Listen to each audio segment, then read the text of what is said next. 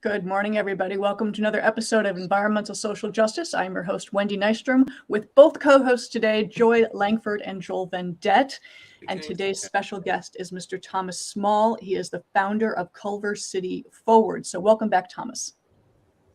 Thank you so much. Great to be with you here again. We have a lot to talk about.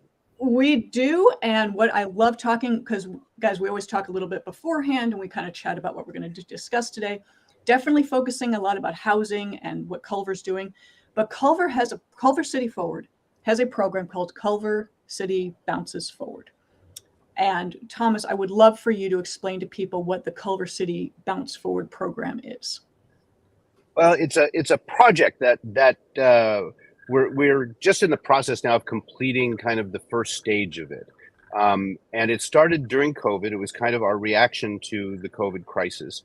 But what we wanted to do was study what Culver City could do to not just recover from the crisis, but actually to take advantage of what's more plastic, what is more changeable during a crisis, and to be able to actually have the city bounce forward out of the crisis and be in a better position than it was before. And this is one of a number of projects that I've done in partnership with the RAND Corporation. So it's always fascinating to work with this team at RAND. My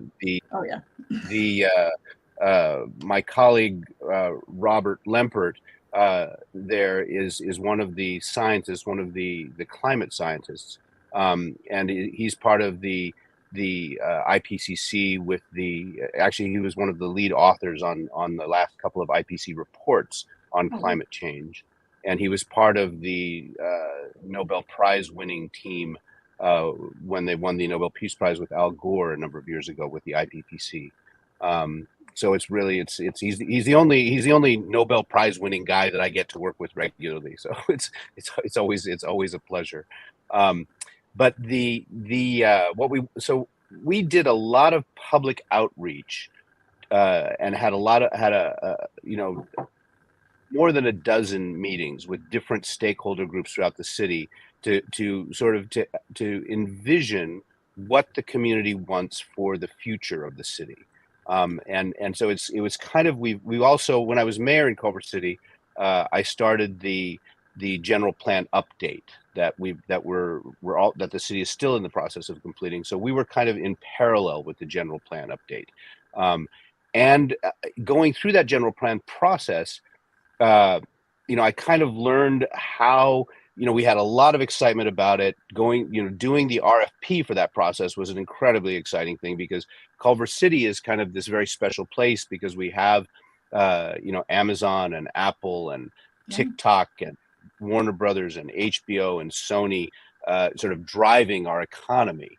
And so it's really being a small place of only 40,000 people, that having these pressures there, which are wonderful pressures. It's wonderful to have this economic engine of the tech market and the media market here in Culver City, but it also creates problems, particularly in housing, Wendy, as you described. So when we were doing the RFP for the general plan update, we really got attention from as far away as Copenhagen, of teams wanting to help us with this process, teams of designers and researchers. And so there was a lot of excitement around the RFP, but when you get into the general plan itself, you sort of realize that it's to some degree in this country, in California, the general plan is kind of an outmoded tool.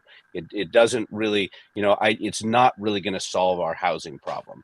It can help, but we needed more. And that was sort of why we decided to do the Culver City Bounce Forward project in part. So what are some of the breakdowns of some of the bullet points of what exactly the program does? As it relates to housing? What are some of the goals? It's a great question. What it does is what Culver City Bounce Forward offers is a kind of it's in two parts. We built it with, it's as a, we wanted to, in the past, and often when I worked with Rand, you publish your results, in a white paper, and then you have meetings and presentations with the community and stakeholders and the city council and so on, and you tell them your results and your recommendations. This time, we wanted to reach a broader public. So we did kind of what you guys are doing in that we built a standalone website for Culver City Bounce Forward. And we've got it to a certain stage, but I'm still revising it. So I haven't made the website public yet. But the website, the program it offers is kind of in two parts. One part is an illustration of kind of a decision-making process that the community can go through, and this is a decision-making process that's kind of been developed by Rand and other institutions around the world, called decision-making under deep uncertainty. So it helps you make decisions when you don't necessarily have the information in the future. In fact, Joy, you'll find it very interesting. It's used a lot in water research, this process. For example, if you want to, if you need to figure out what infrastructure you need for the Colorado River Basin for the future, which is a key thing for water throughout the entire western part of the country, how can you predict, particularly in the face of climate change, how much precipitation there's going to be in any year or on any day, 20 years from now, which is what you need to know if you're going to know how to deal with your dams, with your aqueducts and so on. So what decision making under deep uncertainty does is, rather than making a comprehensive plan, as we usually do in planning processes, you make a whole bunch of what we'd call exploratory plans. And then so you can and this is with the advent of computers that you can do this. You can say, 10 years from now, how much is it going to rain? As we know today, you never know what the weather is going to be. But so rather than trying to predict that, you make a whole set of predictions, a whole range of them, and then you can you take that data and you kind of bump it up against each other, and you make the decision that works for the largest range of possibilities. So we wanted to adapt this process for urban planning for the city, and so that's what one part of the website does. And it's very visual, because it's very hard to keep people's attention when it's just text. So the website is very visual. It does this with illustrations, with graphs, with charts, kind of like you see in the newer New York Times articles, where it's on a big scroll and it moves and gives you information in a visual way. Then the other part, which I'm getting tremendous attention for is what we call a digital twin. And a digital twin, this I think is going to change the future of urban planning, and particularly is going to be useful in addressing our housing problems. Joel, I think you'll find this really fascinating. That a digital twin, it's kind of like, it's a digital, three-dimensional digital model of the city, or it can be a three-dimensional digital model of anything. They use it a lot in warehouses, and in other types of construction, but it's really just beginning to be done for entire cities. So it looks kind of like, if you've been on Google Earth, and as I'm learning about this, apparently Google Earth used to be better than it is now. That Google has not put as many resources into it as they used to.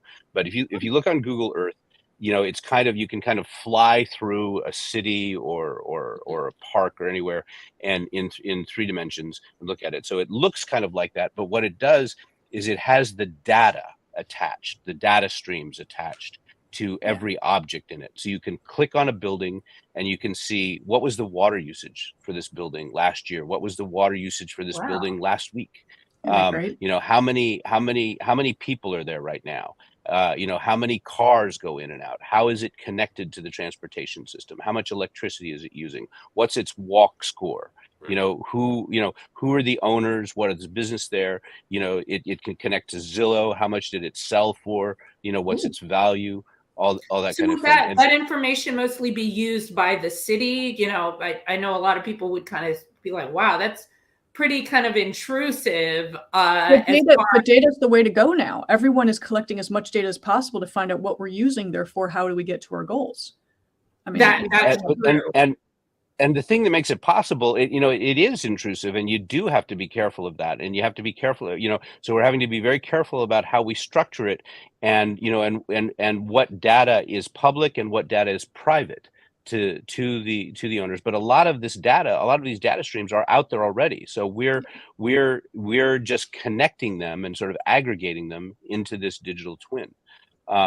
So there is no privacy anymore. No, there definitely isn't. And like, I own 3 units in Culver City, and every year they're asking me what my rent rolls are, which my rent rolls are pretty inexpensive. I don't believe in gouging people to live in a nice area, but all of that they're compiling to figure out, should we charge a person excess taxes, or, what should be going on? So that's the only reason why I was mentioning that part. That's a good point, though. I mean, I'm only thinking of the scientific data aspect. I wasn't thinking about the taxes aspect. Yeah, or just city fees that are associated with, trying to own in this wonderful area that you're building up, which is Culver City. There's definitely complexity to it, and it's not something that you can develop overnight. It's taking us time to refine it, to get it going, and to there's so much data that you have to be. It has to be sort of, what word can I use? It has to be sort of lightened or streamlined so that it'll work on a browser. But the most powerful thing I think about it for the future is that when you combine the digital twin, so if you imagine this digital twin that you're really seeing, the city, the world, and all the data in it on your screen, in 3 dimensions. But when you combine it with the new AI that we're having, that we're hearing so much about now, what it can do is it can make projections into the future. So you could say, what if we need 3,000 more housing units in Culver City? What's that going to look like, and where would it be? So if we say, okay, well, if you take this old industrial, that's commercial area by the creek, and we change the zoning to allow housing there, and we raise the height limit from 2 stories to 4 stories, how many units would that create? And what would it look like? And what shadows would it cast? What views would it block? How much energy is it going to use? How is it going to be connected to the transportation system? What is it going to do to the circulation of cars? And so it can actually envision that. And I where I get so excited about it is as an outreach tool, because when I've talked to the public in our general plan process, it's like, when you use sort of traditional architecture illustrations, the purple blocks of buildings, it's like people's eyes glaze over. And but to actually see something and be able to walk around it virtually, I think will make it and then you'll also be able to see how much better it can make things, that if you're developing something, because people don't want what they don't understand, and they're afraid of change. But if you can demonstrate in that environment that there would be like restaurants and shops there, and I could walk there, and then the creek would have this new park by it, and it would be green, and there would be grass, and and trees and benches, and I could walk there from my house, and I could take my dogs, and then it becomes much less intimidating, and it becomes something that I hope people can welcome. It can be a way of envisioning the city in a positive way. Absolutely. So really?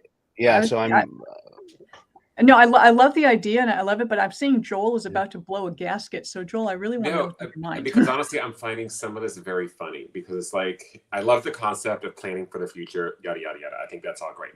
But I look at the key example, which I'm going to just say there was no planning done, is look at what happened when the 405 was widened. The great whole thing was, oh, this is going to ease traffic. We're going to have more, more lanes. And it's worse than it was before. So I'm like, so part of me takes a lot of this with a grain of salt. And then I think about other areas, whether it's like Playa Vista. It was all built on the same thing about people being able to live and work in one area. It's not affordable. So I love the plans that I'm hearing, but I'm not hearing how is this going to be affordable for people? Because that, when you talk about the corporations like Sony, Amazon, Facebook, TikTok, these are multi-billion-dollar corporations coming in. How is this going to be affordable for the people who are there now? Because it's great that we're talking down the future, and it's great to say, oh, this is going to be something for people to look at. What's the time frame? Because people are hurting now. Like how, and this is not surprising at all as these corporations are moving in, that the costs are so high for people. So I love the concept. I think it's fantastic. It's not addressing the issues at hand now. And I don't understand how anything is going to be in a timely manner because we all know bureaucracies, nothing happens fast. It just doesn't. So how do we actually do something that's going to help people now or in the near future? Joel, you're so right. And the that is absolutely the challenge because you do have to plan for the future. But the best laid plans of mice and men, it's like you can plan all you want, I have to say that. Let's look at, so really quick. So let's look at the public transportation issue, because I know that's going to be a big component for things. In the past couple of months, there was an article in the LA Times talking about ridership is dropping because of the rampant drug use and crime that is happening on the public transport, on the subway system. How on earth are people honestly expected to use the public transportation that they're not safe on? And so well, that portion is a question for the metro people. They've been on KTLA. I think this is all, but it's all intertwined. It's like, it's great that we're talking about building these hubs that public transportation people can walk to. One, are they affordable? If not, how are people supposed to get to and from them without being in their cars? Then how are we going to address the roadway system? And are we going to do public transportation? Great, we need money for that to monitor it. So I'm trying to figure out, there's so many layers to this. Like, how are they all being addressed at the same time? Because really they have to be successful. Well, that's what I think the digital twin platform can do better than anything that we've developed in the past. Is it can enable you to, in a comprehensive way, see how all of those things interact with each other. Okay. But you're so right about how it can't happen fast enough. I think this thing is a great tool. I think it is going to change how we plan for the future. But you're right that stuff is happening right now. And I have the same conversation. I mean, it's in one sense, it's kind of wonderful that when I go to funders, to Apple or Amazon, and talk to them about how they're going to participate in this community, that I get the same response that you're giving, Joel. Is like, well, let's do, what are we doing right now? So there are things that are happening right now. I think we're building 90 some units of affordable housing, and it's at different levels, but the different levels of affordability. But the whole project is affordable. But that will be on the grounds of the Culver Palms Church on 𝒉𝒂𝒎𝒊𝒏𝒈, and so Apple has helped invest in that project, which is fantastic to have them, but they need to see that it's happening right now, and that's hard to do and limited. But so those 90 some units will be fantastic. It'll be one of the first projects of its type in Culver City, or one of the larger ones of its type, and it's happening soon. Sorry to interrupt, but it's not enough. When somebody says affordable, I always want to know, what do you mean by that? Yeah. There's a whole affordable housing of still that ends up to be semi-affordable for some. Yeah. But there's a whole calculation. I don't know if you know that calculation, Thomas, but he'd agree with me that I think Yeah, that's no, that's why whenever I hear like the word affordable, I'm like going, oh, that's adorable, because I'm just well, like I it can means too much for anybody. It's too I vague. can describe it I can describe it in broad strokes. What the way they calculate it is as a percentage of the average median income. So that if your income is 50% of the average median income, and then you qualify for housing at an affordable level that is subsidized housing, and then different percentages up, from a very low income to the average income to above the average income, depending on what type of housing. It's called extremely affordable, and then workforce. So these things are very very strictly calculated. When it comes to building what is defined as affordable housing. It's just funny to me because like when you're talking about the median income, but now you're talking about multi-billion-dollar corporations coming in with people making hundreds of $1,000s a year, the median income is skewed. Yeah, So that's why when is an somebody issue. says affordable, I always want to push back on that, Yeah. because I'm like, Yeah. we have to look at the reality, which is you're going to have the people who've been in Culver City for generations that are now living on $20,000, $30,000, $40,000 a year, maybe. So, but now the median income, you're looking at hundreds of thousands, people making hundreds of thousands, if not a lot more, moving in. We have now skewed those numbers. So when you talk about affordability, it's now being skewed up higher. But the people that are on the lower realm are not able to catch up. So that's where I always get flustered, for lack of a better word, when I hear affordable. Yeah, no, you have to, and it's complex. It's too complex. I mean, I'm sure you guys have probably heard about the biggest kind of explosion that's happened in the affordable housing, and we sometimes refer to it as the affordable industrial affordable housing complex, because it's how these things are funded is so incredibly complex and arcane that the whole system is challenging. But the big explosion has been the demise of the Skid Row Housing Trust, which has been viewed as one of the most successful affordable housing institutions for many years, but there hasn't been enough money for it. Certainly there was mismanagement, and the whole thing has collapsed, and it's really sending shockwaves through the system. There was a panel the other day at the West Side Urban Forum last week on the new Measure ULA that passed in the last election, that is putting collecting more billions to put into the affordable housing system. But it's so complex that it's the mansion tax, where they'll be taxing, it's somewhat parallel to the real estate transfer tax that we have here in Culver City, but it's even more complex what they've done in LA. And it's specifically to pay for affordable housing and homeless services. They just but reduced the that. way that it Didn't they just sorry? did a major reduction in the estimate on the amount of funds that they were going to get from ULA?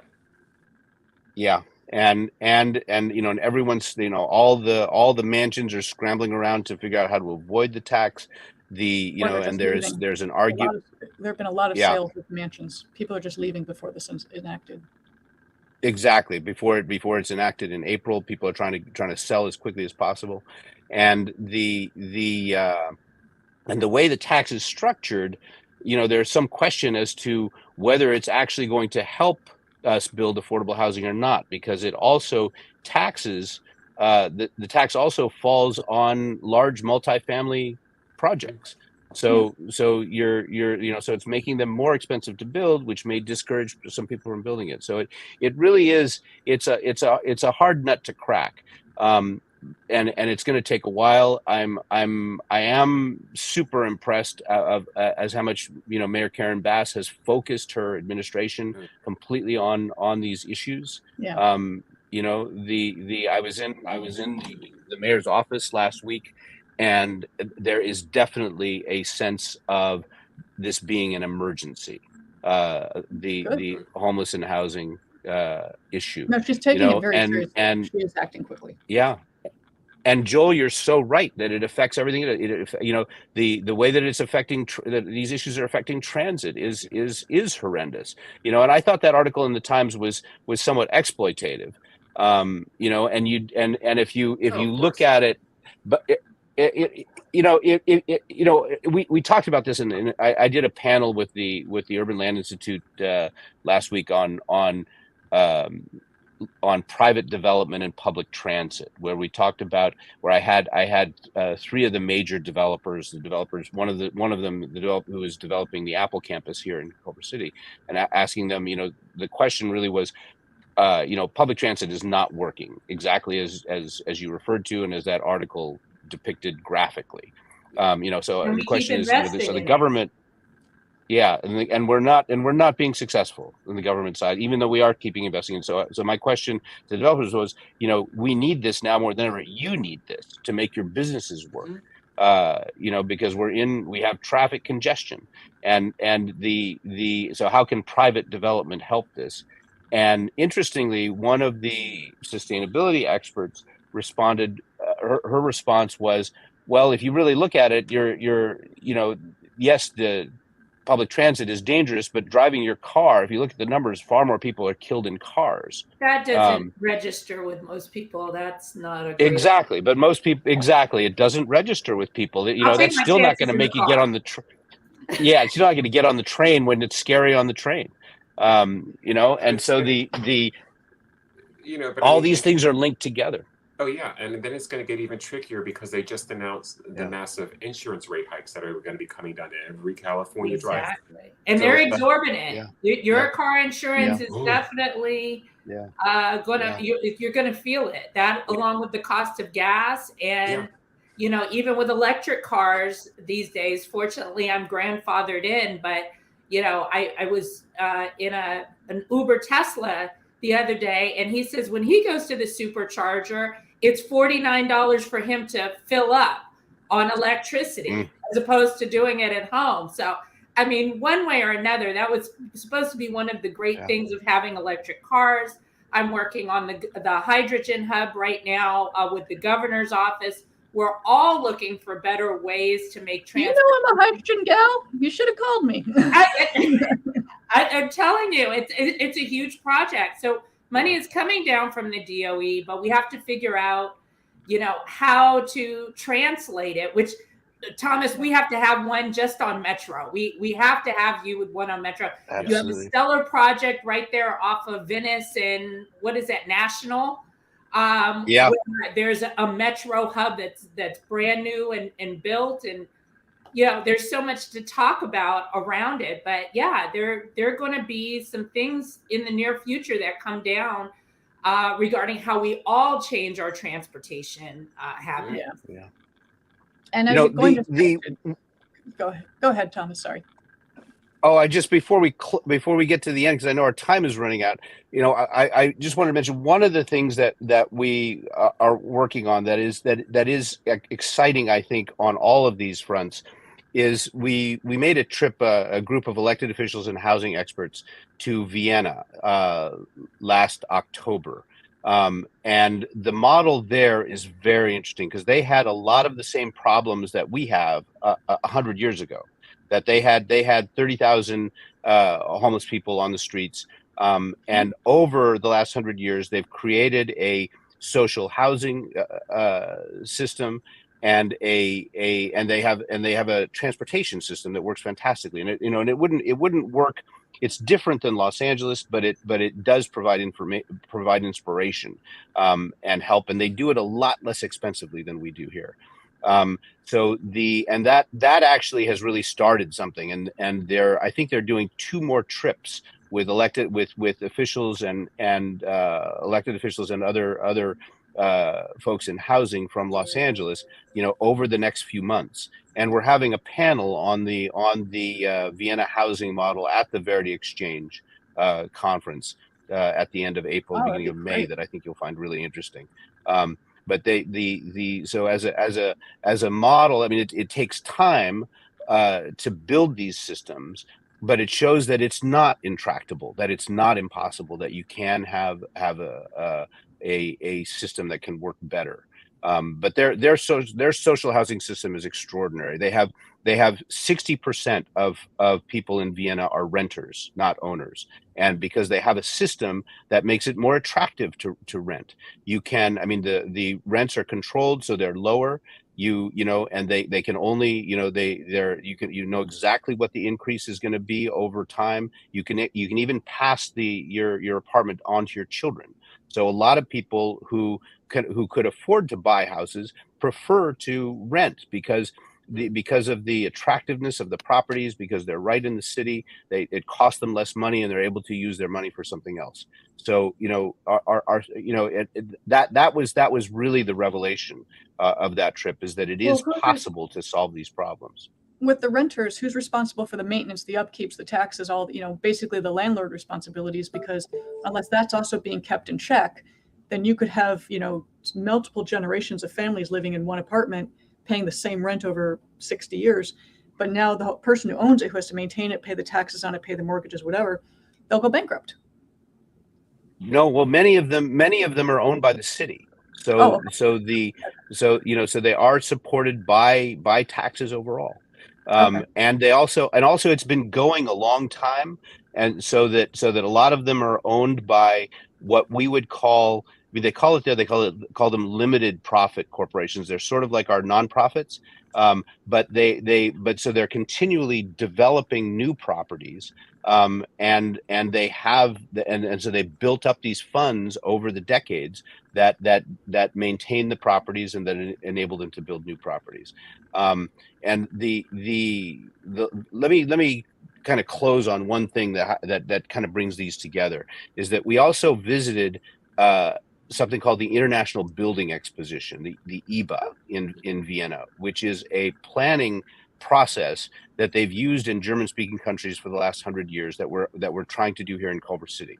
And in the traditional 𝒉𝒂𝒎💏, what they do is they take a section of the city or a section of projects, and they give them this kind of special status of being in this International Building Exposition. So they have expedited permitting. They're much more experimental with the zoning rules and the building code, and they let the developers and the architects kind of go wild and build experimental, in the Vienna case, it was housing. In other cases, they're doing one in Stuttgart right now. In other cases, it's other types of buildings besides housing. And it takes about 7 to 10 years, and they build the city of the future, and then they take the projects that are the most successful, and that's how they create the future of their city. That's how they do their planning, by actually experimenting in the real world. Here, we want to do it faster, and we want to do it, and we don't have chunks of the city to use that way. So here we're going to do it in the digital twin. So it will be a virtual 𝒉𝒂𝒎𝒏𝒈. And we'll invite, architects and developers from around the world to help us imagine what the future of Culver City could be. So I